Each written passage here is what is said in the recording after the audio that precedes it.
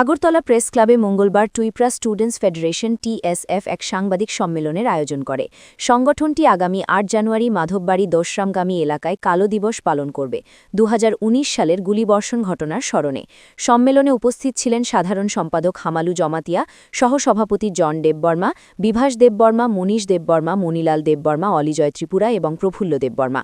তারা জানান ২০১৯ সালের ৮ জানুয়ারি নাগরিকত্ব সংশোধনী আইন সিএএ বিরোধী আন্দোলনের সময় মাধববাড়িতে পুলিশের গুলিতে ৩ জন টিএসএফ সদস্য নিহত হয়েছিলেন। এই ঘটনা ত্রিপুরার আদিবাসী সম্প্রদায়ের মধ্যে গভীর ক্ষোভের সৃষ্টি করেছে। টিএসএফের এই পালন সিএএ বিরোধী আন্দোলনে ধারাবাহিকতা বজায় রাখার প্রয়াস। সংগঠনটি উত্তর পূর্ব ভারতের অন্যান্য ছাত্র সংগঠনের সঙ্গে যুক্ত হয়ে আদিবাসী অধিকার রক্ষায় কাজ করে চলেছে। এই ঘটনা রাজ্যের রাজনৈতিক পরিস্থিতিতে এখনও প্রভাব ফেলে। আগামীকালের কালো দিবস পালনে সকাল ১১টা থেকে দশরামকামিতে সমাবেশ হবে। এটি আদিবাসী সম্প্রদায়ের অধিকার সংগ্রামের প্রতীক হয়ে উঠেছে, যা ভবিষ্যতে আরও বৃহত্তর আন্দোলনের পথ প্রশস্ত করতে পারে। आप लोग भूलिए मत, स्टूडेंट के ऊपर, पब्लिक के ऊपर ओपन फायर किया गया है।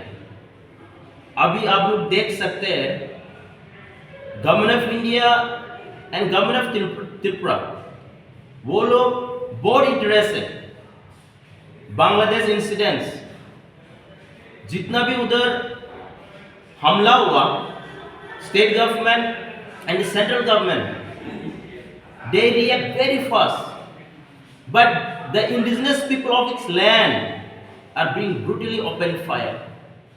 This is the situation of our state.